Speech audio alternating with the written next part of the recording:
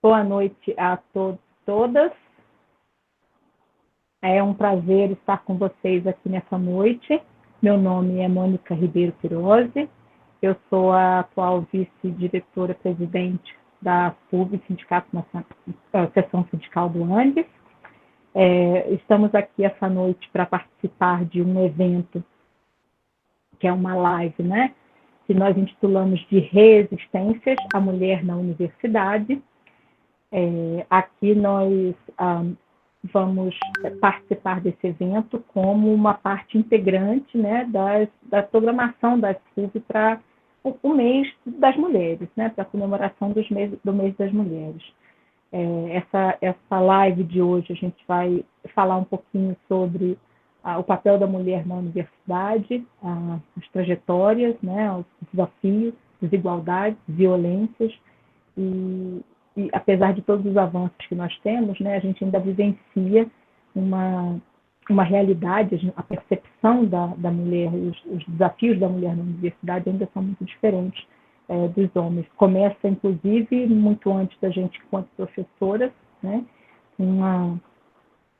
contar uma breve história, né, de uma estudante que ingressou no curso de agronomia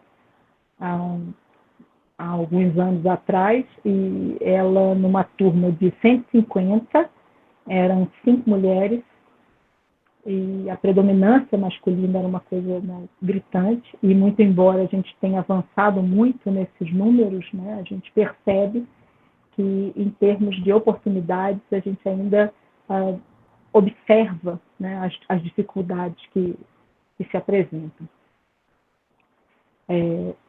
Esse mês o Andes divulgou uma pesquisa sobre a violência contra as mulheres na universidade. Existem os problemas relacionados à maternidade durante, né,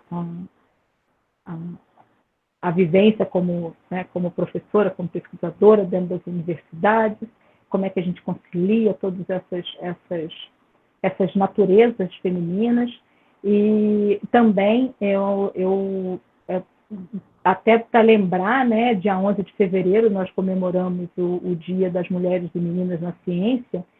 É uma data recente, né, foi colocada no calendário mundial a partir de 2015, se não me engano, e a gente sabe de todo o engajamento, apesar de todo o engajamento de nós mulheres, a desigualdade que existe também no campo da pesquisa, né? Então temos todos esses desafios, né? E para bater esse papo com a gente sobre, né, essa situação das mulheres nas universidades, a gente trouxe nossas convidadas, as professoras Caroline Lima, da UNEB, e a professora Daniela Rezende, daqui mesmo da Universidade Federal de Viçosa. Boa noite, professoras.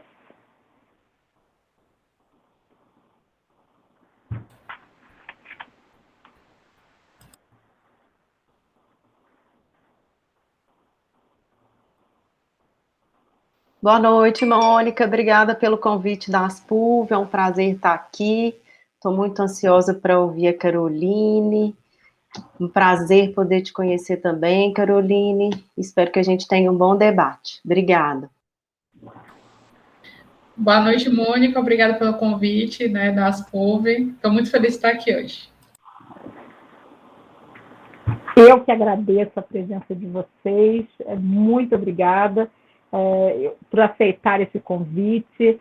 Eu sei que foi um convite até um pouco, né, de pouco tempo, né, que a gente elaborou o evento e convidou vocês. Então, agradeço muitíssimo de estar aqui. Um prazer imenso estar recebendo a professora Caroline.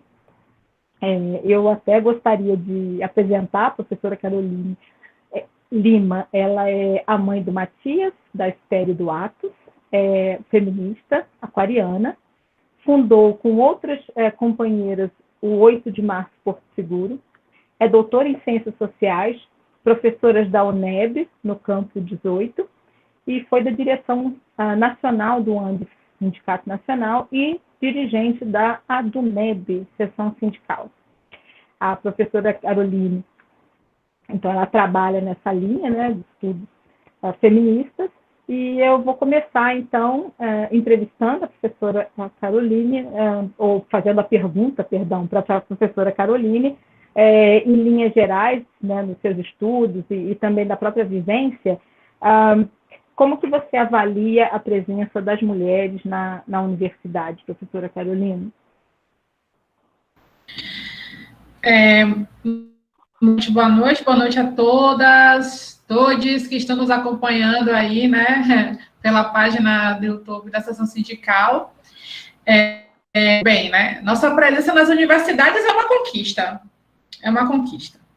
É uma conquista porque quando as universidades foram criadas no Brasil, e foram criadas com a chegada da família real aqui, né, ou seja, antes disso, não havia nenhum interesse, né, coroa portuguesa em constituir, né, a universidade no Brasil. Com a chegada da família real, várias coisas vão acontecer, inclusive, né, a criação da faculdade de medicina, direito, engenharia. E essa educação superior, quando chega aqui, ela chega para o homem branco, né, uma universidade onde mulheres, negros e indígenas, porque, inclusive, a gente, né, nesse período, não foi formada para a gente, não era espaço para nos formar, né? Nós entramos na universidade a partir, né, de muita luta, né, inclusive de reivindicação da educação pública, né, nossa formação, também dessa ideia de necessidade de nos capacitarmos para o trabalho, né, é importante lembrar disso, a própria escola técnica que virou Cefet, que hoje é o Instituto Federal, né, que tem mais de um século, também as escolas de agronomia, né, as escolas técnicas, quando foram criadas numa perspectiva de que a gente tinha que se preparar para esse mundo do trabalho. Então, do espaço público resultou na nossa entrada também nas universidades. Então, pode-se dizer que a presença das mulheres nas universidades é uma presença regada de resistência.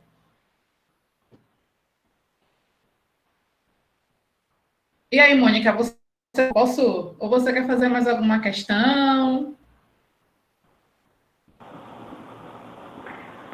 Na verdade, você tem o tempo que você quiser para falar. Eu vou dirigir essa mesma pergunta depois para a professora Daniele, né? E gostaria, inclusive, de já aproveitar para apresentar a professora Daniele, ou se você quiser continuar a sua fala, você pode continuar. Então, ótimo. Então, pronto. Então, vou continuar. Você falou numa entrevista, eu fiquei esperando se ia rolar mais alguma pergunta. Então, vamos lá. Então, deixa eu falar mais a Danizinha falar também. Então, como eu estava dizendo, Mônica, primeiro, ter uma sessão sindical onde a coordenação geral, a presidência de uma mulher, é resultado de uma luta histórica. Porque o movimento sindical é um movimento heteronormativo, machista, violento, e não se enganem, né? O nosso espaço sindical dos professores universitários também o é. Então, eu fico muito feliz com esse tipo de atividades onde, né, temos mulheres aí na presidência, na coordenação geral, porque isso também é fruto, né, dessa luta nossa de muito tempo. Pois bem, né? A provocação de Mônica é importante porque a gente precisa pensar como essa universidade chega aqui, ela é criada, e como é que a gente entra nela. A gente entra a partir de luta, né? Porque esse espaço não foi feito para a gente, né? Então, assim, nós lutamos para ocuparmos o espaço público. Agora, temos que considerar que as mulheres negras já estavam no espaço público, mas sem liberdade e sem direito. Mas, então, o que é estar nesse espaço público? O século XX e o movimento feminista nos pensam nesse lugar, né? Seja enquanto docente ou até mesmo técnico universitária, nos permitiu estar num espaço de poder e de formação, né, desse espaço de poder. E é interessante que a professora Analice Costa, que infelizmente não está mais entre nós, mas deixou um legado gigantesco, não só um legado teórico, mas ela é uma das fundadoras do NEIM, né, da pós-graduação, Núcleo de Estudos Interdisciplinares sobre Mulheres da Universidade Federal da Bahia.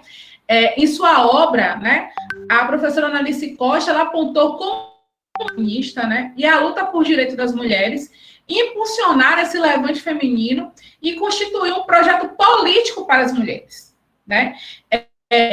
Nesse projeto político em formação, pensando a luta das mulheres, cis, trans, né, LGBTQIA+, negras, indígenas, nesse processo de formação, e hoje continua em formação e disputa, nesse projeto, ele é indissociável a luta por direito das mulheres na luta de defesa das nossas vidas, e logo, enquanto trabalhadoras e vítimas do machismo estrutural, né, também compreendemos que nessa luta da defesa de nossas vidas e direitos, gênero e raça estão relacionados. E é fundamental nós termos essa leitura dessa relação, né? Elas não são coisas opostas, né? Dizer que o feminismo divide a classe é não compreender que esse país, ou a América Latina, né, foi colonizada por um pautado na cultura do estupro, numa escravidão racista, né, em uma sociedade heteronormativa que até o final do 19, né, como eles chamavam, né, a homossexualidade era caracterizada como crime. Desconsiderar esses elementos é não compreender o que marcou a formação do nosso Estado Nacional e desse país, né? Então, a cultura do estupro, o machismo, a LGBTfobia, o racismo, são elementos que formaram, logo são elementos estruturais. Então, a luta de classes, ela também tem que ser marcada pela machista, antirracista, anti-LGBTfóbica, anti-capacitista, antirracista, antimachista. Então, assim, diante desses elementos, a nossa presença nas universidades brasileiras foi fruto de muita luta, né? Inclusive, as pesquisas, e aí é importante, a nossa presença nas universidades proporcionou, inclusive, a disputa no campo de pesquisas sobre gênero, raça, sexualidade e também a constituição de uma teoria feminista. Então, essa nossa presença, as nossas experiências, né, de vida dentro da universidade, né, também a construção do conhecimento científico, né, e de uma metodologia de pesquisa para pensar essas categorias, né? Inclusive, para compreender a fala de gênero, nós estamos falando de relações de poder, né? De relações de poder que colocou nós mulheres enquanto sujeitos submissos, né? Homens enquanto sujeitos que nos submetem. Bem, e hoje, né, nós mulheres docentes, estudantes das universidades, estamos vivendo o trabalho remoto e tentando sobreviver a essa pandemia e a esse governo genocida. Então, assim, para pensarmos nossa existência e resistência, é importante considerarmos também alguns dados, né, nesse março das mulheres. E aí eu vou apresentar rapidamente os dados do INEP, que são bem interessantes, né? O INEP fez um levantamento de 2007 a 2017 sobre o número de professoras e professores presentes nas universidades federais e estaduais. Eu vou me deter nos últimos números de 2017, que são importantes para a gente, que muitas das vezes a gente fala assim que nós ainda somos minoria. Somos maioria. Pois bem, nas universidades federais, né, de acordo com o INEP, na região norte do país, nós temos um número de professores de 56% e de professoras 44%. Isso dá em 2017. No Nordeste, são 54% de professores e 45,7% de No Centro-Oeste, 54% de professores, 46% de professoras. No Sudeste, 57,4% de 42,6% de professoras. No Sul do país, 55,7% de professores e 44,3% de professoras. Isso nas universidades federais.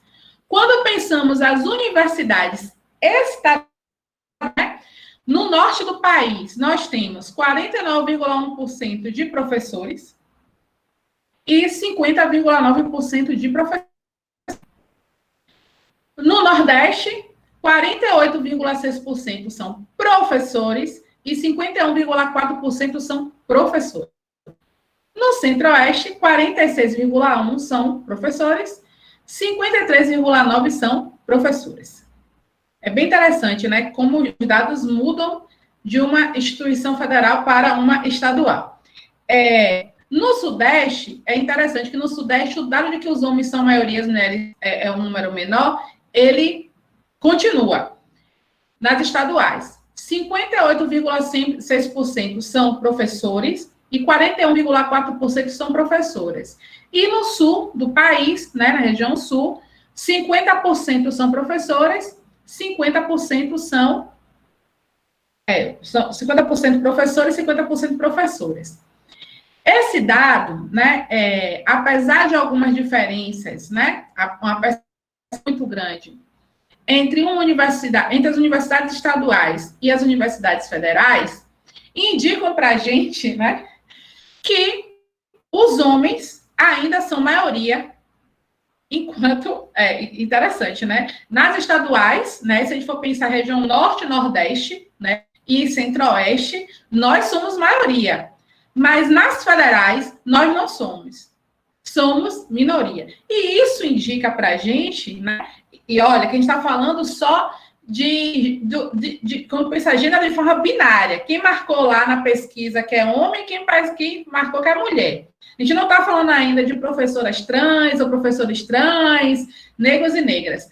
Dados do INEP também, isso para 2018. Os dados do INEP também indicam, e isso é bem interessante para a gente. Pensando professores e professoras, negros e negras, e também não chega a 20% na graduação, e na pós-graduação não chega a 10%. Esse é um outro dado importante, né, do racismo estrutural, né? E quando a gente fala de professores indígenas, esse ainda é muito menor, muito menor. E por que ele é menor? Primeiro, pensando em políticas públicas, né, dessa universidade. A Lei 12.090, que garante cotas raciais nos concursos públicos, é de 2014. Né? Então, ela tem menos de uma década. Então, essa política de reparação em concurso público é muito recente. Ou seja, nós ainda não conseguimos visualizar ou perceber nos dados que há uma mudança a partir dessa política pública. Provavelmente, em 2024, quem sabe, a gente analise e consiga ver, né, em uma década, se houve mudança. Mas ainda os dados indicam que não houve nessa estrutura. O que significa dizer que nossa universidade, sua estrutura, ela ainda é branca, masculina, né, heteronormativa. Porque quando a gente pensa professores ou professores trans, esse dado ainda é muito menor. Porque, inclusive, essas pesquisas, né, para pensar o perfil do professor e professora, por muito tempo não considerava, inclusive, que o gênero não é binário, que você pode, inclusive, dizer que, né, a sua condição, né? Então, esse dado ainda é invisibilizado, né? Porque é muito recente os formulários ou questionários que incluíram, né, a condição da sua sexualidade para esses dados. Em 2017, gente, é muito recente, em 2017 nós observamos como nossa universidade, em sua estrutura, ela ainda não alterou essa correlação de forças, porque é relação de poder. E aí, quando a gente pensa, né, bolsa, CNPq de produtividade, mas ainda cai. Por quê? Porque essa nossa universidade, é importante pensar, é a nossa carreira, ela desconsidera muitas das vezes que nós somos mães, né? E aí estamos vendo um trabalho remoto. Eu não sei se vocês viram, meu filho chegou aqui para mim. Daqui a pouco ele passa aqui de novo. Nós somos mães num trabalho remoto, né? Também temos pais em trabalho remoto, e que, obviamente, que isso vai impactar também na nossa produção. E já há dados dados de colegas nossos que fizeram esse levantamento, que já mostraram que entre março e agosto, a produtividade de mulheres caiu 45% de artigos, de pesquisa, de ações de iniciação científica, caiu de forma drástica. Eu ainda não vi o resultado de agosto, acredito que deve estar uma catástrofe. Porque o nosso trabalho entrou na nossa casa. E isso também é pensar a universidade, como essa dinâmica do nosso trabalho remoto, porque não podemos fazer de outra forma. É importante lembrar que a pandemia, já chegamos a 280 mil mortos, né? Sem vacina, enfim, nessas condições, não tem como a gente fazer de outra forma, ok? Mas também essa mesma universidade não pensou em nenhum momento como nos dar condições de trabalho. Nenhum momento. Ou seja, nós ainda estamos lutando para permanecer vivas e permanecer produzindo nessa universidade. Porque, inclusive, muitas de nós, né, produzem um conhecimento importante, específico, que se a gente parar, então ninguém vai pesquisar, porque acha que isso é problema nosso. Ainda tem esse elemento, né? De achar que quem fala de gênero é mulher. Quem fala de sexualidade é LGBTQIA+. Como se a gente também quadradinhos e eles não dialogassem entre si, né? E a gente vê tanta reivindicação da interdisciplinaridade, essa interdisciplinaridade não é considerada muitas das vezes na nossa prática docente. Aí, eu só tenho 5 minutos, então, assim, estar na universidade, nós mulheres, está resistindo o tempo todo, inclusive, a essa estrutura machista que não pensa nossos corpos, que não pensa nossos filhos e filhas, inclusive que não pensa nossos idosos. Porque, inclusive, com a pandemia, quem ficou com os idosos e idosas fomos nós. Fomos nós que ficamos, porque nós somos as cuidadoras. As cuidadoras. E nesse país onde hoje ter salário é como se a gente tivesse privilégio, que a gente vê que nossa força de trabalho e recebe salário, é privilégio, né?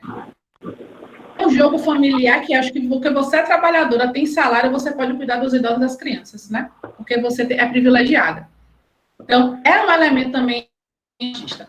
Concluo dizendo que, pena que eu não vou conseguir passar um pouco desses dados, mas eu vou falar só alguns. Falar de nossa existência nas universidades é considerar dados do Fórum Brasileiro de Segurança Pública, né? Que no primeiro semestre de 2020, na pandemia, registrou 648 feminicídios. 1,9% a mais que no mesmo período de 2019. E esses dados só pioram, né? De acordo com os dados, né, da ONU Mulheres, que foi divulgado em setembro, né, do ano passado, o confinamento, ou seja, essa quarentena, levou ao aumento das denúncias e ligações para as autoridades por violência doméstica, né? No Brasil, os dados são assustadores. E aí eu quero, rapidamente, desde que a pandemia do coronavírus começou, foram mais de 500 mulheres que perderam suas vidas. Foi um feminicídio a cada 9 horas. Ou uma média de 3 mortes por dia. Dados do Brasil de Fato, que trouxe também o Fórum Brasileiro de Segurança Pública e também da ONU Mulheres. O que isso significa dizer, né, na prática, para nós, mulheres trabalhadoras, que falar de divisão de tarefas domésticas pode causar a nossa morte? Que falar de cuidado com nossos filhos, com o nosso companheiro, pode provocar um soco no nosso rosto, a violência dos nossos corpos. Os nossos lares são perigosos. E falar de gênero, de tarefas domésticas, né? E como essa relação de poder, ela está tão carregada desse machismo estrutural. Discutir divisão de tarefas domésticas causou a morte de mais de 500 mulheres. E foram homens de bens que mataram suas ex-companheiras.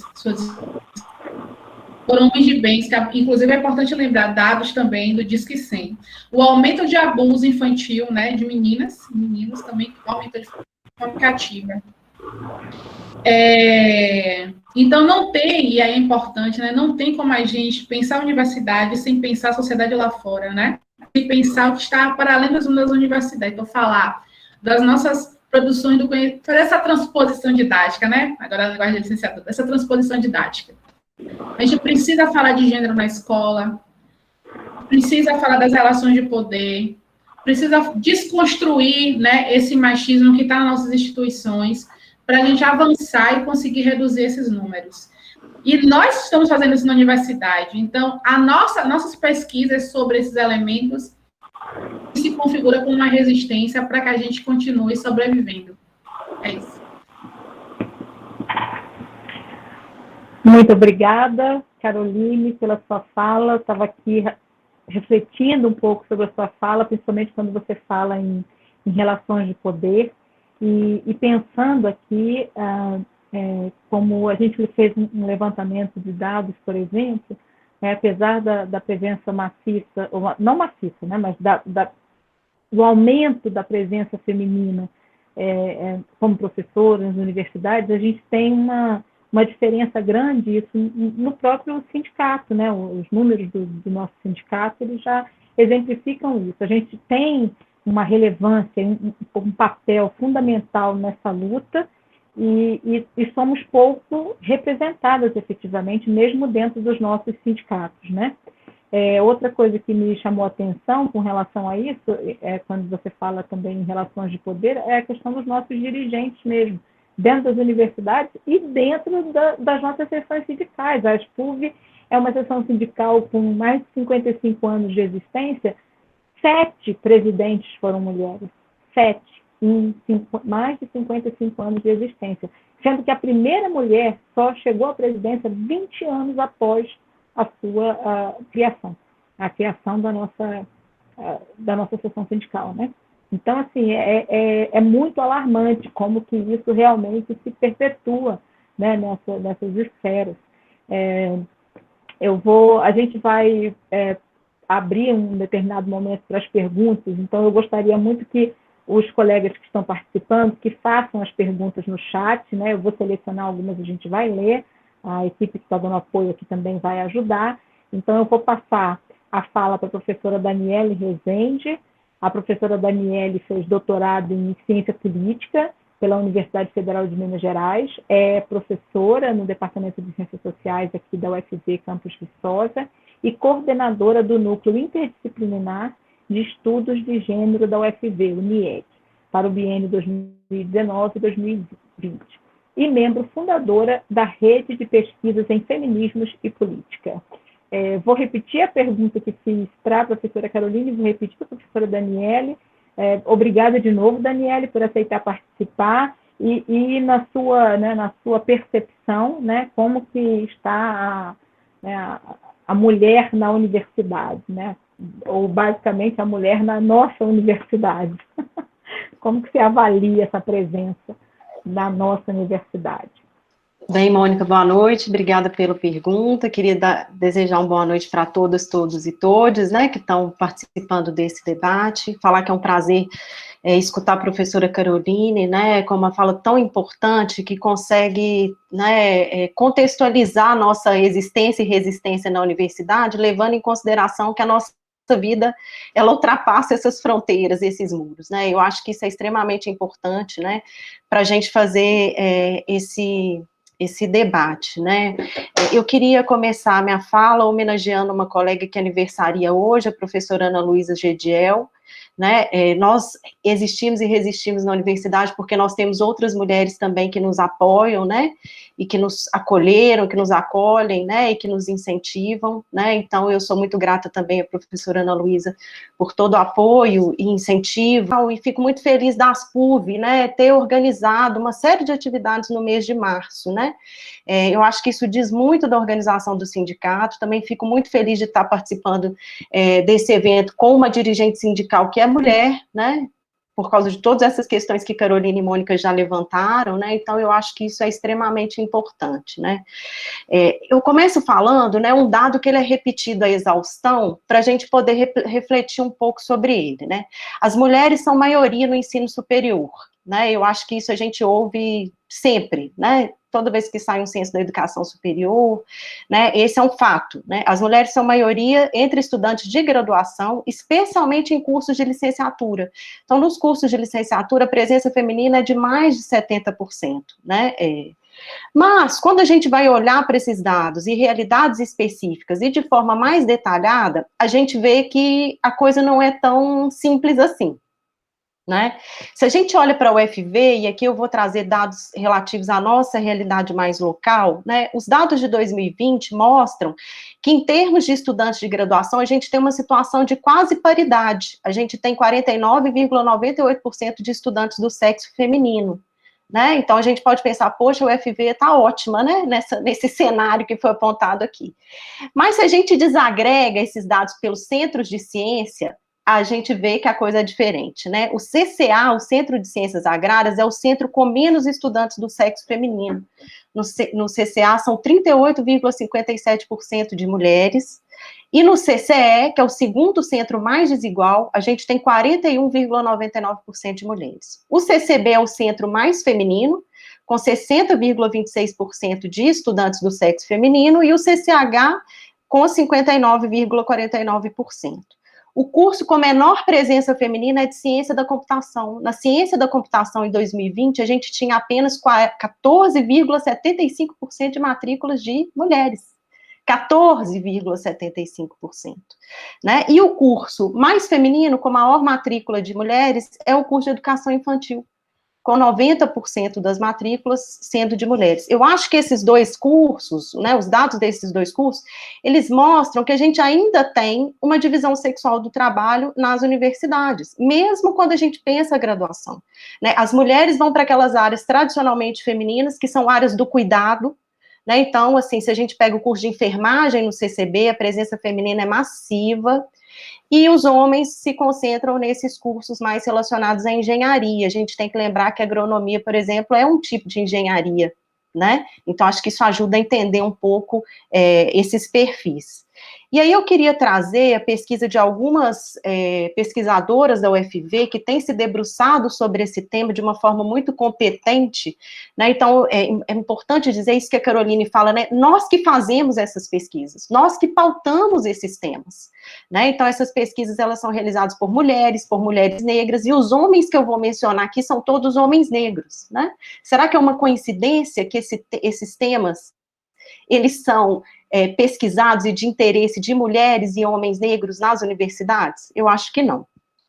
A Tatiane Gouveia, que é doutoranda no programa de pós-graduação em economia doméstica, ela mostra, né, que o CCA é o centro mais desigual, inclusive em termos de docentes. Apenas 23% das docentes do Centro de Ciências Agrárias são mulheres, e os departamentos mais masculinos são agronomia, solos e fitopatologia. A presença de mulheres é 13% e 14%, né? Os menos masculinos são de zootecnia e economia rural, né? Se a gente olha para o CCE, e aí eu gostaria de citar aqui a pesquisa realizada pela Jamile Gomes, no mestrado em educação, que hoje é inclusive nossa vereadora aqui em Viçosa, no CCE o percentual de docentes mulheres é de 27,63%. Os departamentos mais masculinos são os de física e informática, e os menos são arquitetura e matemática. Vejam bem que a informática aparece como um departamento muito desigual em termos do número de discentes, mas também do número de docentes. Então, parece que a gente tem um ciclo da desigualdade que vai se reproduzindo, né, na entrada da graduação e depois quando a gente vai olhar nas carreiras na universidade pública. Como a Mônica já disse, né, da seção sindical, que a nossa universidade, os postos de poder são masculinos, de 1927, quando começa a história da UFV, até 2021, nós tivemos apenas uma reitora, né, quase 100 anos, nós tivemos uma reitora, que ocupou por 2 mandatos esse cargo, mas né? Hoje nós temos uma vice-reitora, que me parece, então, que essa questão, ela tem sido, ela tem recebido a atenção das pessoas que disputam esses cargos. Eu acho que é um avanço, mas a gente ainda precisa avançar bem mais. Se a gente olha para as desigualdades na pós-graduação, pesquisas feitas pela professora Ana Luísa Fiuza, pela professora Neide Almeida Pinto e pelas estudantes Helenice Costa e Janaína Mota, mostram que essas desigualdades no Centro de Ciências Agrárias, elas se reproduzem na pós-graduação, nas orientações e nas publicações. Como a professora Caroline bem disse, à medida que a gente vai subindo na carreira universitária, a presença de mulheres vai se tornando cada vez menor, como uma estrutura de pirâmide, né? Mas, no nosso caso, as mulheres não são maioria nem na base, né? Então, a coisa é bastante séria. Se a gente combina os dados de sexo e raça, como a professora Caroline também já disse, o quadro é ainda mais grave, porque se as mulheres são minoria, as mulheres negras são minoria dentro de uma minoria. Indígenas, então, eu acho que é difícil até a gente apresentar um dado estatístico, né, de tão pequena que é a presença de mulheres indígenas nas universidades. Uma pesquisa feita pelo Flávio Conceição Divino identificou que das docentes do sexo feminino, apenas 10,8% são negras, né, pretas ou pardas, apenas 10, então, ou seja, se as mulheres são um número bastante reduzido, dentro desse número pequeno, nós temos ainda um número menor de mulheres negras, né, isso está abaixo da média nacional, né, então a situação da UFV ainda é mais grave que a situação nacional. A pesquisadora egressa do curso de Ciências Sociais, Maísa dos Anjos, junto com o professor Salles Augusto dos Santos, fizeram uma pesquisa qualitativa com essas docentes negras e verificaram que essa não é uma trajetória natural, vamos dizer assim, para essas pesquisadoras, e mais ainda, que pode estar ocorrendo um caso de solidão acadêmico-intelectual, né, da dificuldade dessas mulheres estabelecerem redes, parcerias e desenvolverem capital social, né, que é isso que fomenta a nossa carreira, as nossas redes, as parcerias que a gente estabelece, né, então essa desigualdade, ela não é só numérica, é uma desigualdade que tem impacto qualitativo na vida e na produção dessas docentes, né, então a coisa, os números, eles só dão, assim, a ponta do iceberg, né, dos problemas que a gente está tratando aqui. E aí eu acho que a gente tem que se perguntar, né, por que apesar de serem maioria de estudantes da graduação, quando a gente olha para o topo da vida universitária, por que as mulheres estão ausentes ou elas são muito subrepresentadas, né? O que acontece entre a entrada na universidade, né, e esse percurso que é desenvolvido nesse espaço, que faz com que as mulheres não cheguem nessas posições de poder, né?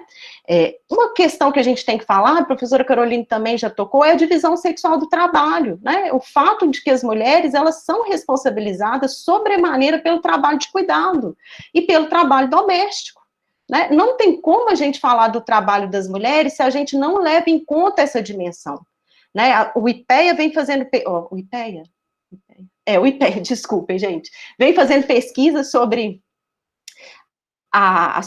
o IPEA, né, sobre a distribuição do trabalho doméstico, as horas que as mulheres gastam com o trabalho doméstico, ela é muito superior à dos homens, e essa desigualdade entre homens e mulheres, ela não diminui com o tempo, né, então as mulheres ainda são são oneradas, e na verdade eu diria até penalizadas pelo trabalho de cuidado e pelo trabalho doméstico, porque isso significa ter menos tempo disponível, e tempo é o que a gente precisa, né, para desenvolver nossa carreira, para fazer pesquisa, para desenvolver publicações, a gente preparar aulas, para fazer projeto de extensão, a gente precisa de tempo.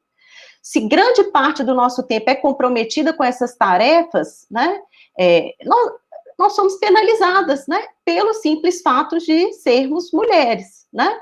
O Rafael Osório, fez uma pesquisa em 2006 com servidoras públicas federais, e ele identificou que muitas vezes as servidoras não ascendem na carreira, né, não sobem ao topo da carreira, inclusive abrem mão de promoções. Muitas vezes as mulheres têm que abrir mão de promoção porque é muito difícil conciliar vida familiar e trabalho, né? Então as mulheres acabam tendo uma postura de recuo com relação ao progresso na carreira porque elas não têm tempo disponível para dedicar a isso, né? A gente teve um relatório também do Parenting Science divulgado em 2020 que mostrou que essa situação se agrava com a pandemia. E mais, as docentes negras foram as mais afetadas e elas experimentaram a maior queda de produtividade no período que o relatório analisou. né? Então, a gente vê que essa desigualdade, não tem como a gente falar de desigualdade de gênero, não tem como a gente falar do espaço das mulheres na universidade, se a gente não considera que as universidades são também espaços racializados, né? E eu acho que isso é extremamente importante, né? E aí a gente tem que pensar também, né, e isso é uma fala muito recorrente, que as mulheres enfrentam teto de vidro, né, as mulheres não ascendem na carreira porque enfrentam um teto de vidro. Que é isso? O que é isso, né? Seriam obstáculos invisíveis para que as mulheres pudessem ascender, ou para que elas possam ascender na carreira, né? São invisíveis porque são informais. Isso não está escrito no regimento da universidade, que as mulheres devem ter menos chance que os homens. Não está escrito no estatuto, não está escrito lá no RAPAD, né, que é o nosso regimento da progressão de carreira.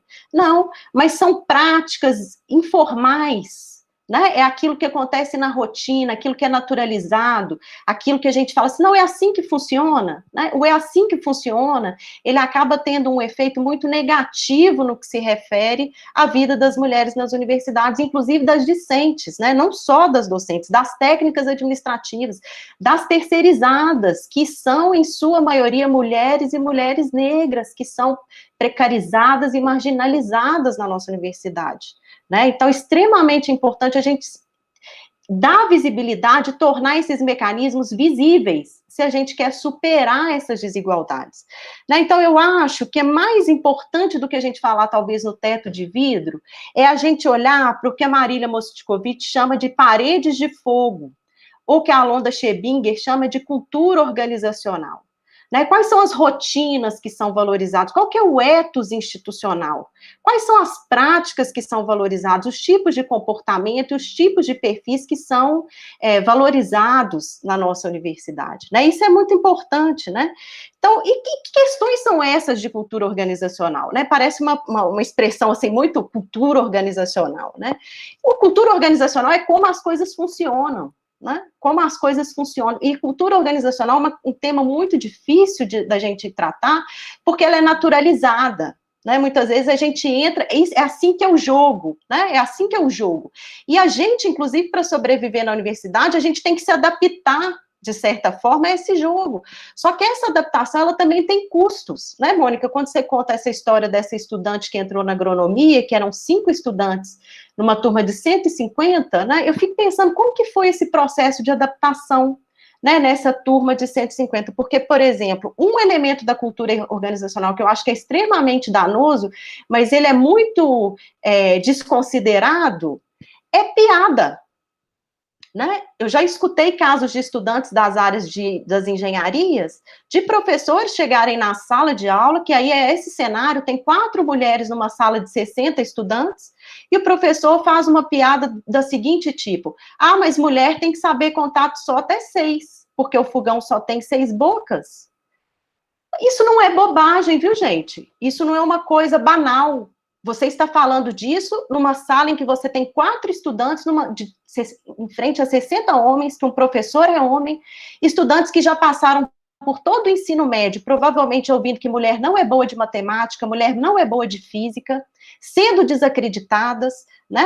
Essas estudantes passaram pelos cálculos, passaram pelas físicas, então elas não sabem apenas contar até 6, elas sabem desenvolver operações aritméticas, algébricas, extremamente avançadas, e são desacreditadas a todo momento.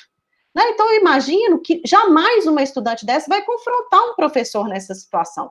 Por primeiro, que elas são minoria, segundo, que elas precisam formar, elas precisam ser aprovadas na disciplina, né? E provavelmente vão encontrar com esses professores em outros momentos do curso e, quiçá, da sua carreira, numa seleção de pós-graduação. Então, olha que situação extremamente constrangedora e desnecessária. Né? Então, a gente precisa pensar quem ri das piadas que são contadas. Né? Quem são os alvos dessas piadas que são contadas?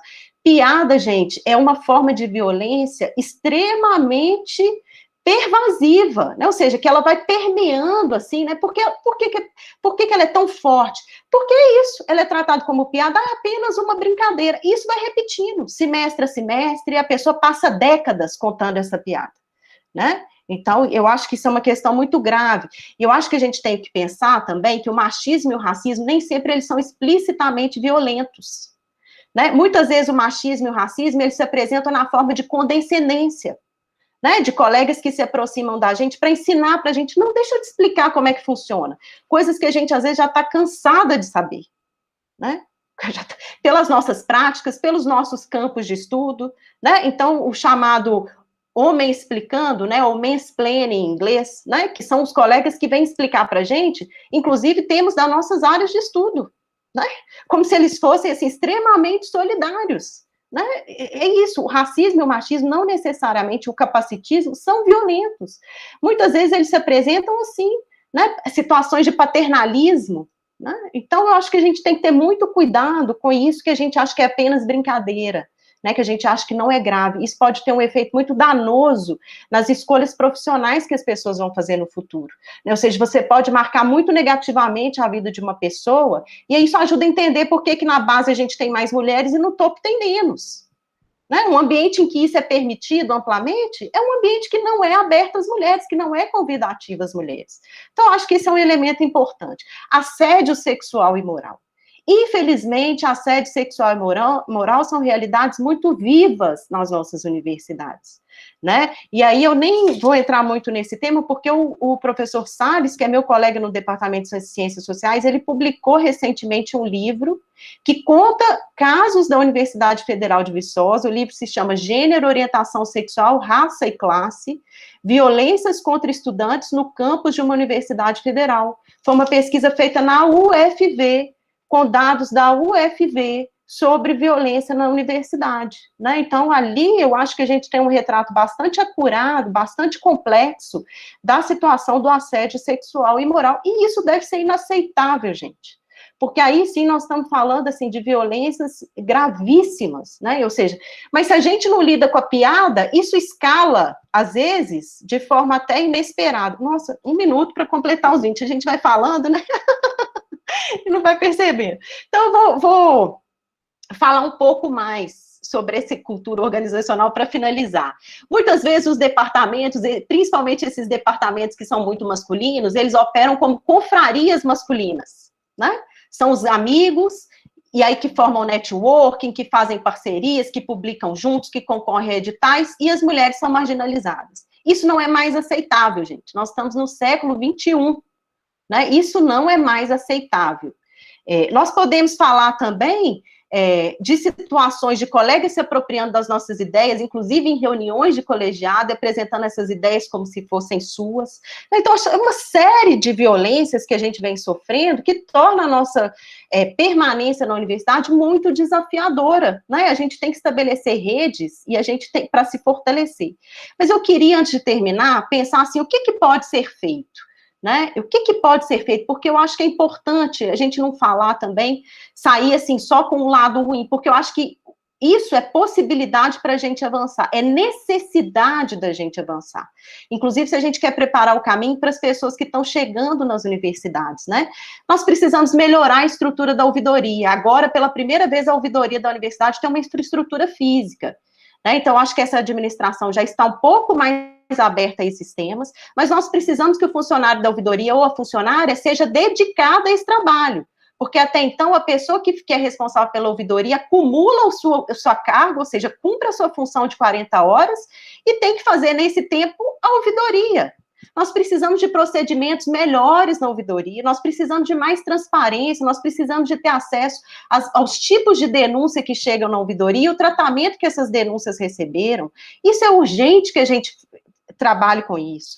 Nós precisamos desenvolver uma política institucional de direitos humanos para tratar não só da desigualdade de gênero, mas da desigualdade de raça, do capacitismo e de outras tantas, da LGBTfobia, de outras tantas violências que nós enfrentamos na universidade. Nós precisamos de ações educativas, campanhas e cartilhas, não só no mês de março, não só no dia 8. Nós precisamos que isso vire uma política institucional e que a universidade, inclusive, incorpore nos seus planos de desenvolvimento institucional o enfrentamento da violência e da desigualdade. Isso é urgente, isso deve ser um propósito institucional, isso não pode depender das pessoas que estudam gênero e raça. faça na universidade. Nós precisamos fortalecer pesquisas, projetos de ensino e extensão que tratem desses temas. Nós precisamos de formação, atualização contínua para servidores de todas, somos chamadas apenas para não ter uma mesa só de homens. Nós queremos participar da construção desses eventos. Nós queremos que os nossos temas sejam também temas centrais nesses eventos. Nós precisamos de mais mulheres nos programas de ensino. Nós precisamos de mais mulheres negras e pesquisadores negros nos nossos planos de ensino. É assim que a gente muda a universidade, mostrando que a construção do conhecimento, ela precisa ser plural, ela precisa ser diversa, ela precisa ser ética. Quem ganha com isso não são as mulheres, não são as mulheres negras, não são as pessoas negras. Quem ganha isso é a universidade pública. Quem ganha com isso é a sociedade brasileira. E é nossa tarefa, é nosso dever dar esse retorno para a sociedade brasileira. É isso, gente. Muito obrigada.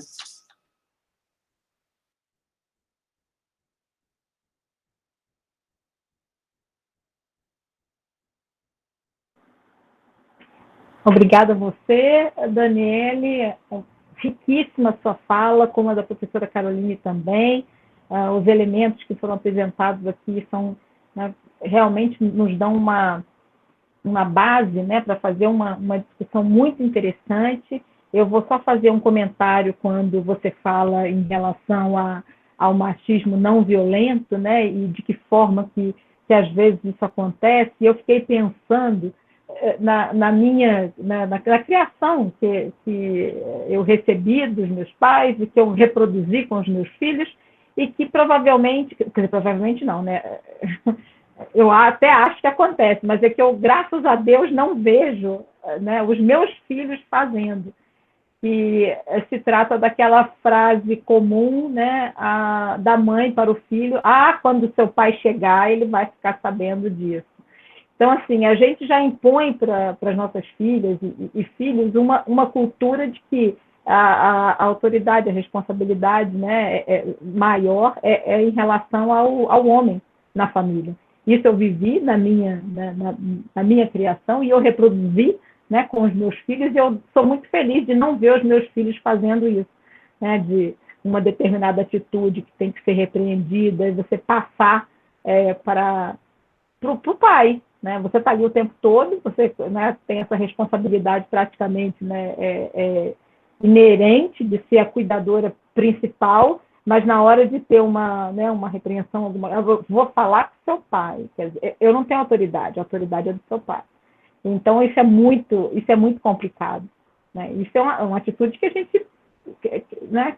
Quantos de nós não vivemos isso, gente? Pelo amor de Deus.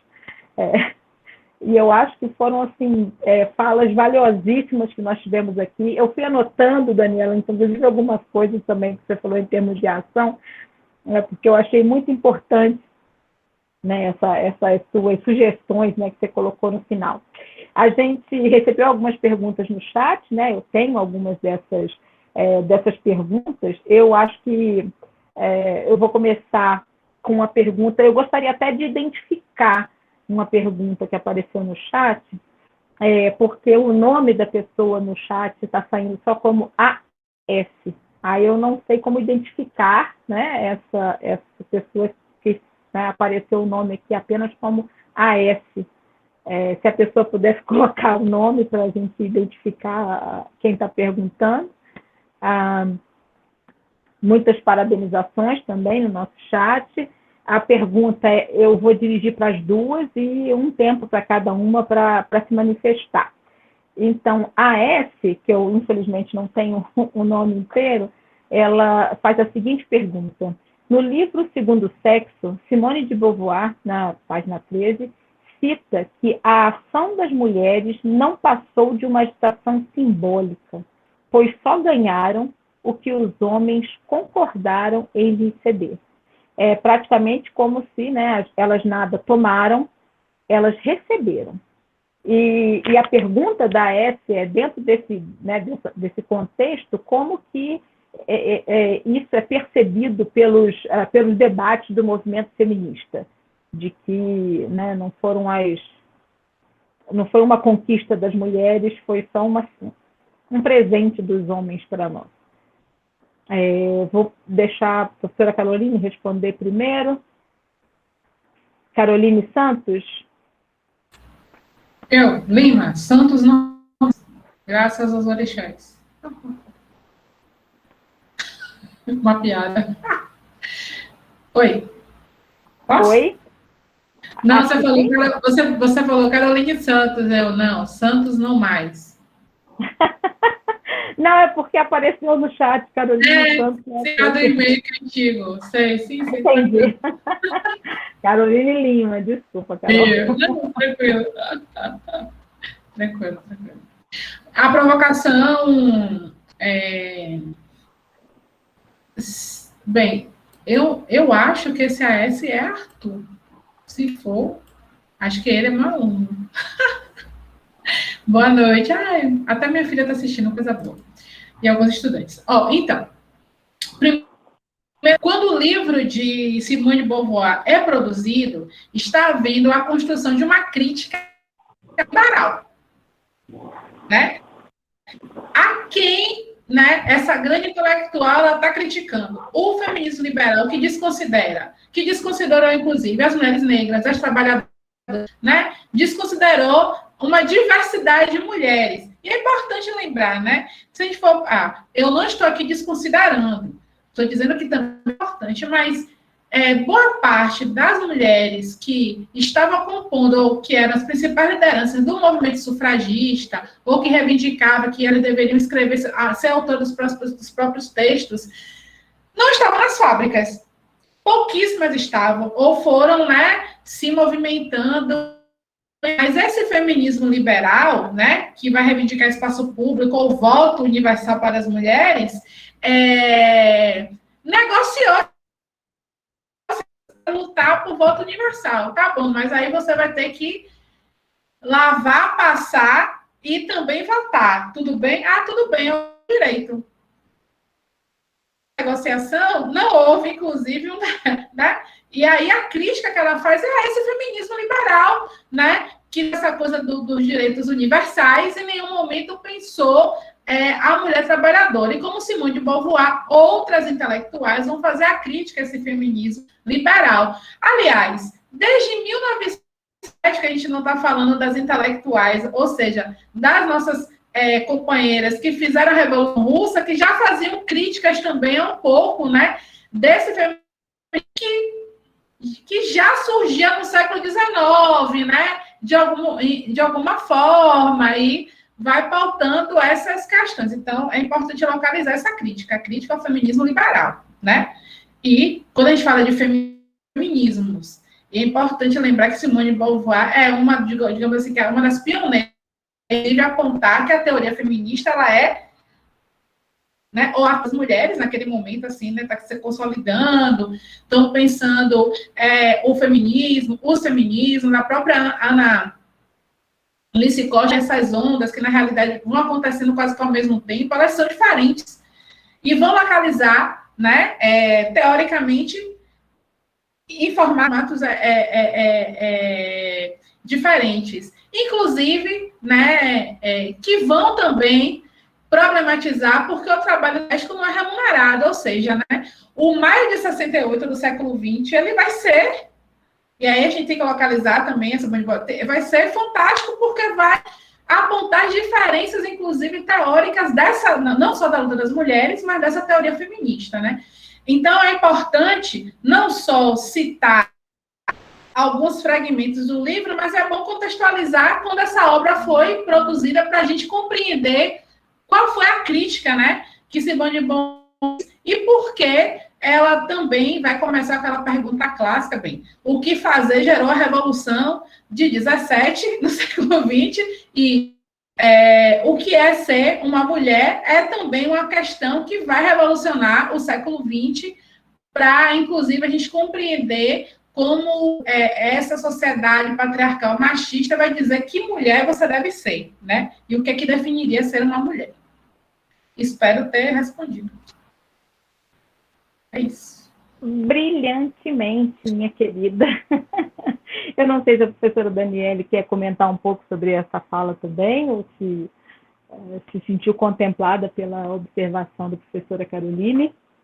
Eu me senti bastante contemplada, né? Eu só queria trazer, né, que eu acho que esse é o espírito mesmo, né, de contextualizar a obra da Beauvoir, eu acho que é muito importante, lembrar que ela foi mal recebida tanto pelos homens, pelos críticos machistas, quanto pelas feministas, né, na época que o Segundo Sexo foi produzido, e tem um artigo, agora eu não estou me lembrando se é na Pagu, na Cadernos Pagu ou na REF, que fala um pouco da recepção dessa obra, que eu acho que ajuda a contextualizar um pouco isso, né, mas assim, só um adendo bem pequenininho à brilhante exposição da Carolina. Eu vou passar para a próxima pergunta, na professora... acho que vem da professora Josiane, a próxima pergunta, né, considerando que a universidade é um instrumento fundamental para pensarmos a sociedade, como que a universidade pode e deve contribuir para esse debate e essa construção além dos seus muros?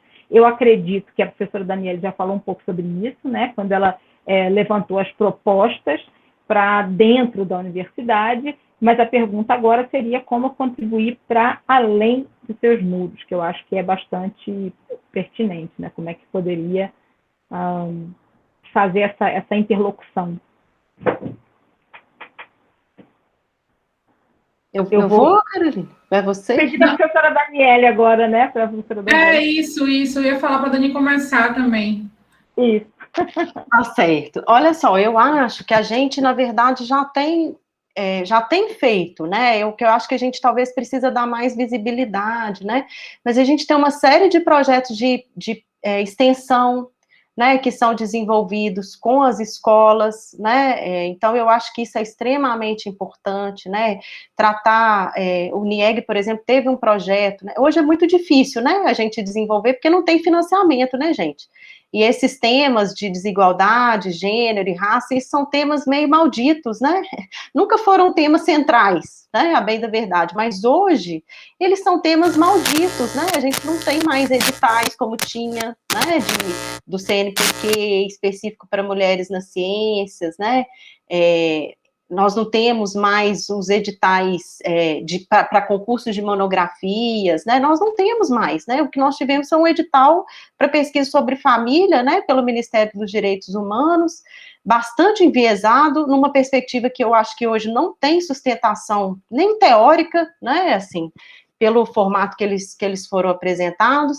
mas nós temos, né, projetos de ensino, a professora Maria Carmen, por exemplo, do Departamento de Letras, Maria Carmen Aires, tem trabalhado, feito apresentações nas escolas, inclusive naquela mostra de profissões, né, que é realizada quando os estudantes vão nas universidades, ou quando a gente pode ir nas escolas, né, visitar, eu acho que já tem ações nesse sentido, sabe, e eu acho, principalmente quem atua na licenciatura, né, trabalhar com esses temas, que hoje, gente, esses temas, eles são demandados pelos estudantes, a universidade tem se pluralizado, e isso é resultado da política de cotas, né, eu acho que é muito importante. Nós somos demandadas a trabalhar com esses temas, né, os estudantes querem, e inclusive demandam que nas bibliografias dos cursos tenham mais esses temas. Então, acho que se a gente trata disso na licenciatura, nós estamos formando professores e professoras mais capacitados a enfrentar isso na escola, que isso aparece na escola, né, isso aparece na escola, tanto na forma de racismo como machismo, mas aparece a partir das movimentações de estudantes que se organizam, que estão atentos e atentas, que têm contato com esses temas pela internet, felizmente, né? Queria mencionar aqui também o curso que a professora Maria Simone Euclides, do Departamento de Educação, ofereceu junto com o grupo de estudos Educação, Gênero e Raça, o Educagera, um curso que foi disseminado no Brasil inteiro para trabalhar com esses temas de educação, gênero e raça, né? Então, assim, eu acho que a gente já tem iniciativas nesse sentido, talvez a gente precise promover mais, dar mais visibilidade, incentivo, reconhecer mais essas iniciativas, né, mas, enfim, eu acho que é importante também, né, falar dessas coisas que a gente já faz, que a gente já desenvolve, porque, para disseminar, né, inclusive a professora Maria Simone, um trabalho muito bonito na tese dela, né, de estudar docentes negras nas universidades, né, já vem dessa trajetória, ela mesma é uma docente negra, então eu acho que é uma pessoa extremamente importante, que tem desenvolvido ações muito importantes nesse sentido. Obrigada, Daniele. A professora Caroline quer falar um pouco sobre isso também? Olha, Dani me contemplou bastante,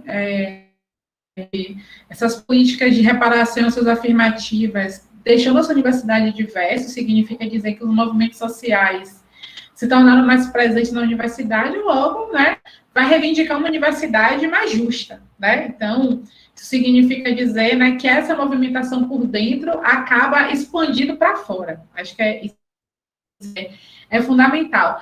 As ações de extensão, acho que é isso. Acho que a gente, inclusive, quando a gente fala que o tripé da universidade, ensino, pesquisa e extensão, fundamentais. A extensão é um espaço, inclusive, para a gente fazer com que a universidade ela se torne algo também popular, né? Se aproxime da comunidade externa, né? Então, quando a gente, em 2014, foi isso, é bem interessante. Quando 2014, inclusive, quando esse movimento que hoje está, né, infelizmente, muito consolidado, da escola sem partido, que ela começa uma agitação em 2014,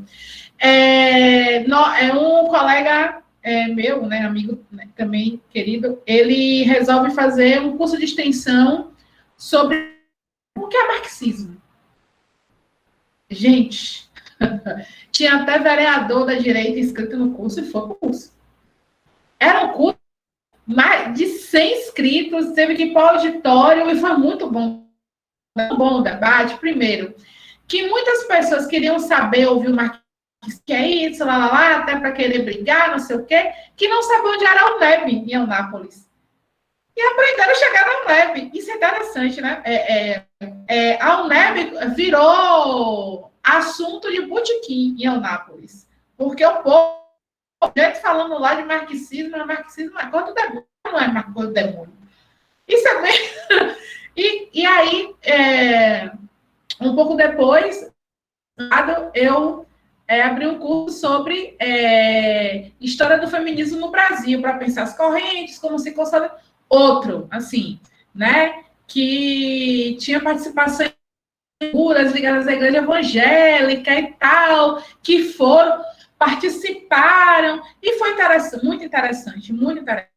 A ação, ela cumpre esse papel de fazer com que a gente consiga tornar essa universidade menos desigual, né? Inclusive, as atividades de extensão seduzem estudantes do ensino médio, que vão se ver lá na universidade, né? O nosso problema, acho que hoje, do golpe de 2016, nossa juventude não consegue se ver na universidade como que a universidade voltou a ser algo distante.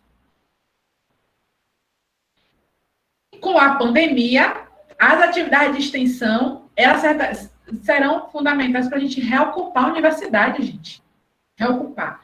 Primeiro que as bolsas, né? Conectividade, apoio, internet, não é o suficiente. Na UNEB foram inscritos e só liberaram atividade. Isso significa dizer o quê? Que parte dos estudantes não vão conseguir acompanhar o semestre nessa modalidade remota e podem desistir do curso. Né? Então, assim, essas atividades que vão nos ajudar a reocupar o espaço que é do povo, que é nosso, né? A universidade é patrimônio do povo, né? Do povo, acho que isso é fundamental. E eu acho mais legal, e aí um professor fez uma provocação nesse debate, acho que foi Dilton. Ele colocou, né, que qual o papel desse sindicato? Um sindicato que eu vi que é formado, né, por muitas mulheres, significa dizer que essa universidade ela está mudando de alguma forma, né? E está se comprometendo com pautas que também eram fundamentais. Então, essa mesa aqui já é uma grande vitória nesse momento de obscurantismo, anticiência, terraplanismo, apesar que essa terra plana está capotando ultimamente, né, gente? De que esse espaço é de resistência, é de formação, e também cumpre um pouco desse papel, né, da ação de Josiane, né? Acho que assim a gente consegue sair desses muros, né, da universidade. Falei demais, né, desculpa. Mais uma boa fala a gente tem prazer em ouvir, minha querida, não se preocupe, não. Eu vou passar no chat aqui tem algo pelas colegas, e um pouquinho sobre a questão do adoecimento das nossas, da comunidade, mas, né, no caso das mulheres e professoras e estudantes. Ela coloca, existem estudos abordando o estresse que acomete docentes e estudantes universitárias, e seja específico, né, eu acredito que seja a pergunta dela, para as mulheres. E aí eu acho interessante a gente até lembrar, né, para responder essa pergunta, um pouquinho sobre aquele papel da ouvidoria, né, porque a gente de fato é acometida, né, dessas situações em que nos colocam, e a gente sequer, às vezes, acha um espaço onde a gente possa dar voz àquele sofrimento, né? Então, dentro disso, né, dentro dessa questão, como que a gente pode colocar? Eu acho que eu vou deixar você responder, que você já está mais próxima, Caroline, e depois passar para a Daniela, tudo bem?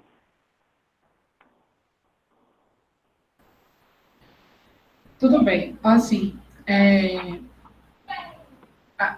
de março para cá, né, houveram várias pesquisas, eu respondi algumas, falando como é que está o trabalho nesse momento de pandemia, né? Mas é bom lembrar que antes do momento de pandemia, nós, professores e professoras, já estávamos em muita ação para ficar acordado,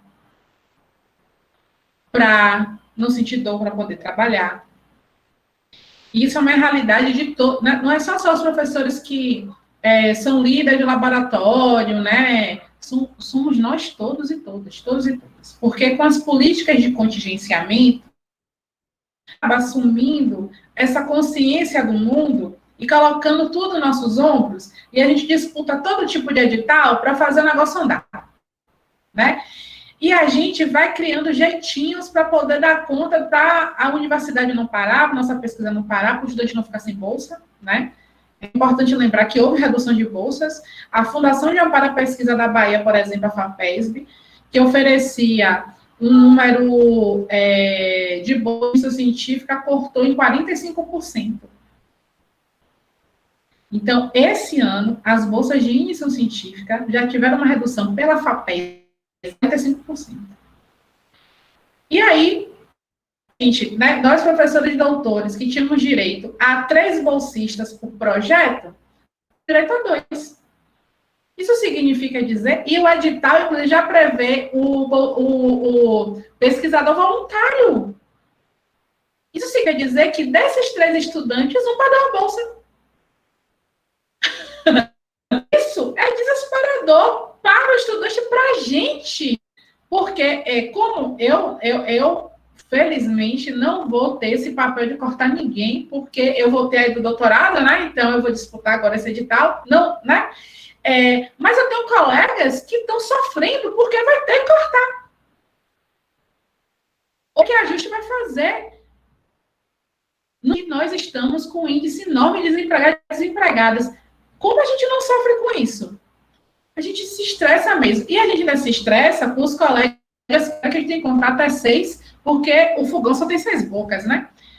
A gente ainda tem que lidar, né, com colegas, tipo, que hoje, por conta, né, do avanço do movimento feminista, de espaços de informações, de cartilha, as denúncias contra assédio sexual e moral nas universidades, tanto ação quanto pós-graduação, né, hoje, estão ganhando mais força porque a gente não tolera mais ser assediada, né? Não toleramos mais orientadoras. Digo que transtorno mental ou depressão na pós-graduação é balela, você que se, né? Como se diz na Bahia, você que se lasca, a gente diz, não quero mais me lascar, não é assim. Isso é assédio, não, né? Isso é violência simbólica, mas é violência. Então, assim, isso nos estressa, com certeza.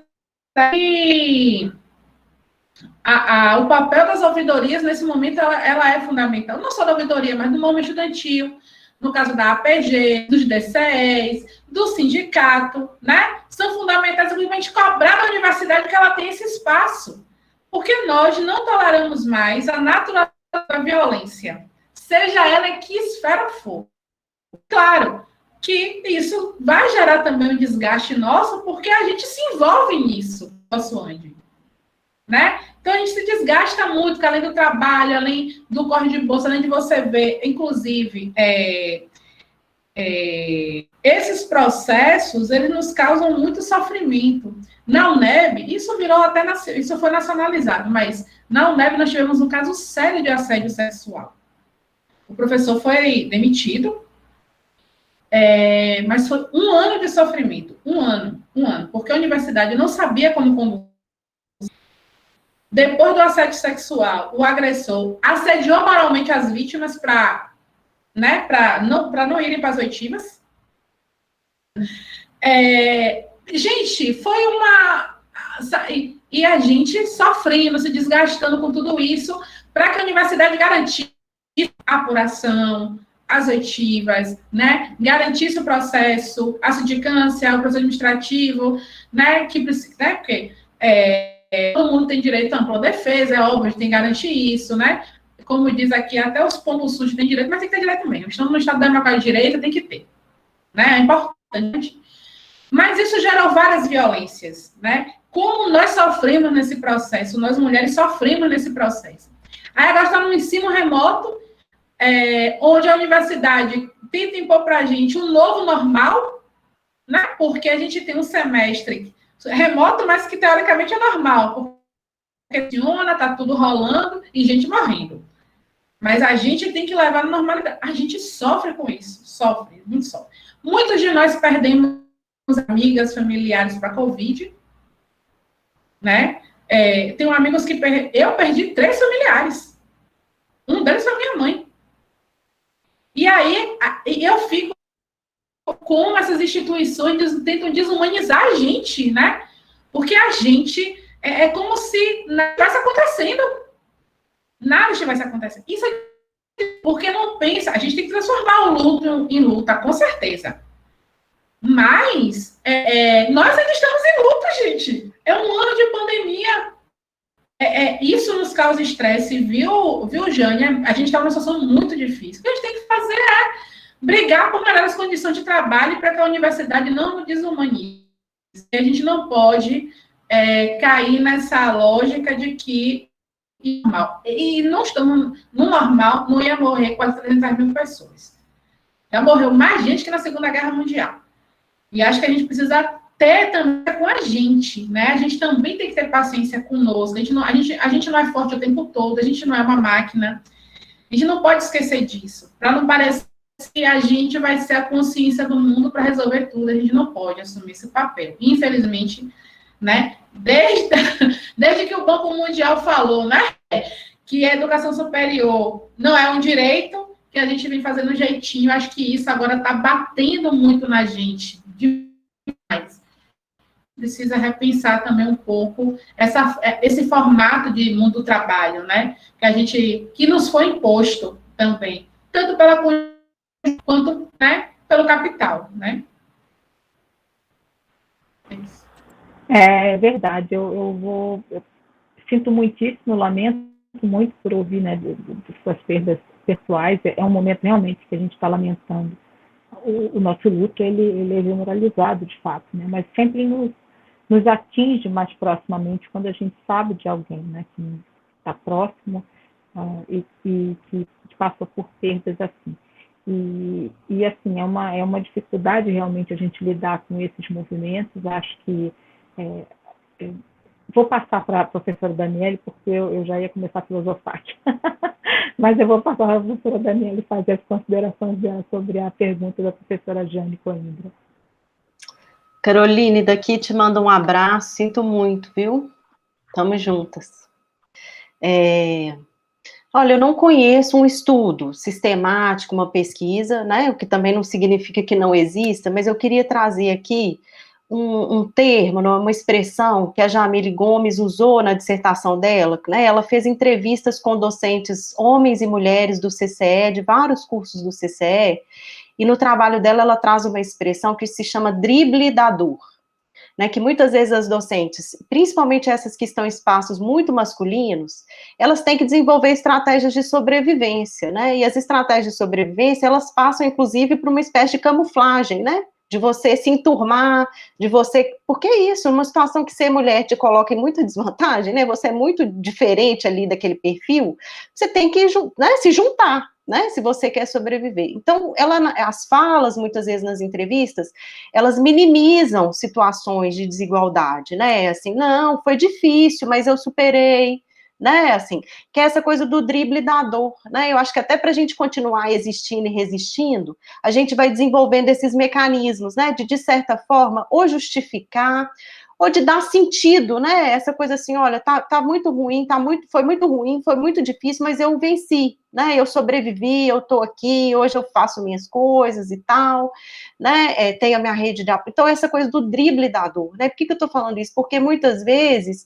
a gente tende a tratar esse estresse, né, e o sofrimento mesmo, né, que a gente tá falando de sofrimento, a gente tá falando de violência, de uma forma muito individualizada, né, e muitas vezes a gente vai acumulando isso como se fosse assim, ah, não, imagina, né, não é bem assim, imagina, a pessoa não quis dizer isso que disse, né, porque no outro dia a gente vai ter que estar lá, né, no horário de trabalho, né, enfim, agora não tanto, né, a gente só se encontra virtualmente, mas era assim, daqui a pouco tem uma reunião, você precisa encontrar aquele colega de novo, né, então, assim, é uma forma de você também, numa situação que você não tem respaldo institucional para lidar com essas questões, elas ficam muito individualizadas, né, então são as pessoas individualmente que vão criando essas estratégias, esse mecanismo de sobrevivência, né, porque vira quase uma questão de sobrevivência.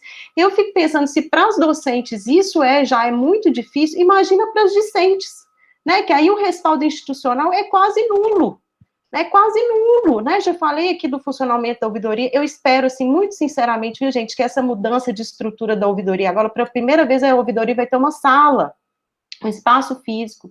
Eu espero que isso seja só o primeiro passo de uma série de mudanças, né, nesse órgão, que é tão importante se a gente quer uma universidade democrática, uma universidade justa, uma universidade aberta para as diferenças e para as diversidades, sabe? Porque o que estava acontecendo? As estudantes, elas tinham que procurar a Casa das Mulheres, que era um projeto de enfrentamento à violência voltado para as mulheres da cidade. Então, elas tinham que sair da universidade e fazer a denúncia na Casa das Mulheres, porque não tinha respaldo institucional para lidar com isso na universidade, né? Então, eu acho que entender esse estresse, entender esses processos, passa por isso, para a gente compartilhar mais essas situações, para a gente criar espaço para poder falar sobre isso, né, bem no estilo dos grupos de consciência e reflexão feministas mesmo, né, que aí a gente vai percebendo que o meu problema não é meu, a questão não é minha, é uma questão estrutural, né, é uma questão compartilhada por outras mulheres, e isso também é o primeiro passo para a transformação, porque se as mulheres vão percebendo que essa é uma situação estrutural, e sobretudo injusta, injustificável, então é porque tem que mudar mesmo, né. Totalmente de acordo com vocês. Obrigada, Daniele, também. Gente, estamos chegando ao final do nosso evento. Eu não sei se passei por alguma pergunta no chat. O professor Edilton, ele fez uma pergunta em algum momento, né, sobre a questão de levar essa discussão para o ambiente de graduação, para os estudantes. Mas, na verdade, assim, só para fazer um fechamento aqui, né? Essa nossa conversa foi muito boa, ela abriu diferentes frentes, assim, para a gente poder continuar refletindo. Acho que eu gostaria muito, né, da gente poder contar com uma parte 2, parte 3, e poder continuar debatendo em outros momentos. Essa condição de remoto, né, ela nos cansa muito, nos deixa muito exaustos. Então, a gente se compromete ali, né, na medida do possível, de tentar, né, deixar mais, num formato mais absorvível, digamos assim, né? E se a gente se alonga muito, acaba que diminui um pouco o nosso aproveitamento. Um prazer imenso de receber as duas aqui, de todo esse pessoal que participou. Foram muitos elogios no nosso chat no YouTube, né, de diversas frentes, diversas pessoas. Fico muito feliz da participação do nosso coletivo.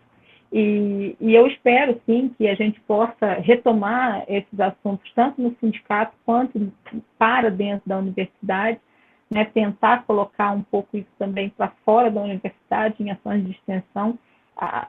O momento, como disse a professora Carolina Lima, é difícil, porque, né, no meio da pandemia, a gente não está conseguindo se mobilizar da mesma maneira, mas eu acredito que é exatamente como ela falou, né, é pela extensão mesmo. A gente vai ter que trazer esses movimentos para perto e poder conseguir fortalecer essa participação, essas ações e crescer, né, com isso. Eu acho que me cabe aqui só agradecer mais uma vez a professora Carolina Lima, a professora Daniele Rezende. Eu vou dar um espacinho para vocês, então, concluírem, né, se despedirem, digamos. Aí vou começar com a Daniele. Tudo bem, Daniele? Você fazer o seu fechamento antes da gente fechar a nossa live.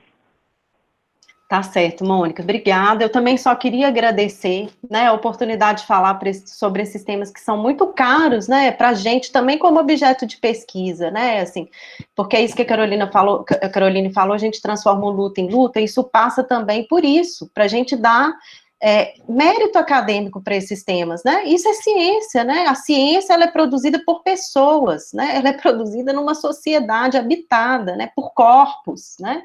Então, acho que é extremamente importante a gente tratar disso. Acho que foi um prazer escutar a Caroline, né, assim, eu acho que uma troca, a gente não combinou, mas eu acho que nossas falas convergiram muito, né, e eu acho que se alimentaram, né, queria agradecer as colegas e os colegas que também assistiram, né, e queria fazer um convite, sobretudo, né, gente, vamos assumir essas agendas como nossas agendas. Isso significa construir uma universidade melhor para todo mundo, né? Não é só para as mulheres no mês de março. Isso tem que ser um projeto contínuo nosso, né? Então, eu queria terminar com esse convite, né? Vamos transformar isso numa agenda, né? Vamos transformar isso num projeto, né? E que a gente possa concretizar, não vamos passar mais 100 anos, 200 anos, aqui falando das desigualdades, que a gente possa fazer lives, que a gente possa falar também das nossas conquistas e das formas e estratégias que nós desenvolvemos para chegar neles, né? Então, muito obrigada e boa noite e um abraço para todo mundo. Professora Caroline? Começo agradecendo, né, o convite da ASPUV, a Mônica, a Thaís, a Fernanda, a Josiane, que estava aqui até pouco, né, a Daniela, né, a gente, telepaticamente, né, a gente conseguiu convergir muito, que legal, né, isso é muito bacana. E parabenizar a Associação Sindical, né, por organizar essa mesa, né, marcar o Março das Mulheres com essa atividade. Acho que é importante dizer também que é muito bom ver o resultado de um trabalho, né, do antissindicato pautar essas questões, isso aparecer nas sessões sindicais. Nós aprovamos a paridade há pouquíssimo tempo na direção, ou seja, a gente conseguiu avançar em muito na estrutura do sindicato, quando aprovamos, né, paridade de gênero na direção.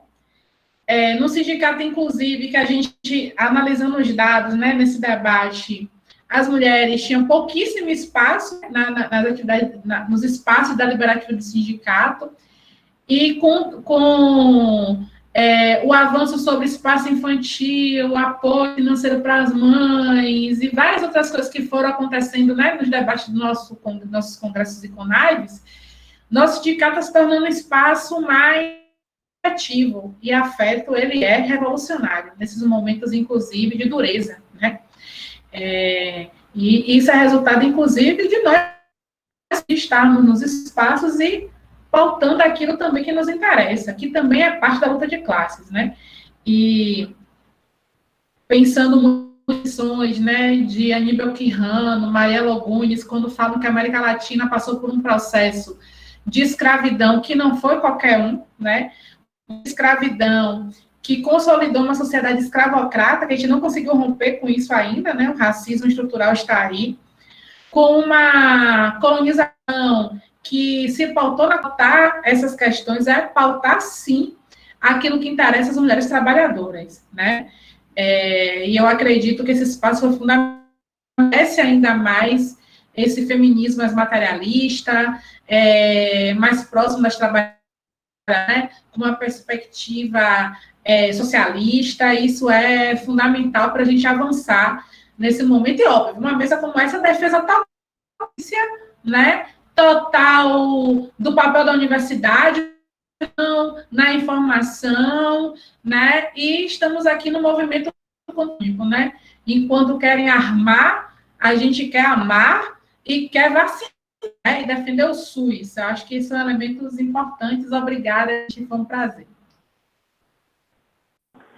Muito obrigada, Caroline, que bom, que bom, inclusive, você falar no nosso SUS, vacina, é o que a gente, né, tem de melhor para agora, que a gente conseguir a vacina, defesa do SUS, defesa da universidade pública e a defesa da mulher não está nada longe, pelo contrário, está totalmente ligado a esses temas, né? Eu gostaria só de colocar um único ponto, né? É que, na verdade, a gente, às vezes, somos poucas, mas o fato de estarmos juntas, isso nos fortalece de uma maneira surpreendente, né? Então, a gente precisa realmente trabalhar mais esses espaços, nos dar voz, né? Podermos nos ouvir, né? E construir isso coletivamente, construir essas ações coletivamente. Ainda que sejam com pequenas organizações, a gente precisa disso, né? Enquanto a gente está sozinha, a gente vai, como disse a Daniele, né, procurando driblar a dor por causa dessa sensação de estar sozinha e de precisar pertencer, de precisar participar. Então, esses espaços que a gente pode estar junta e pode refletir e elaborar ações é fundamental. Um prazer enorme, muito, muito feliz realmente por esse evento. Obrigada a todos que nos assistiram até aqui, né? Nós aqui na ASPUV, a gente reafirma o nosso compromisso de fomentar sempre esse debate e trazer sempre essa discussão para além de março, né? Muito obrigada, gente.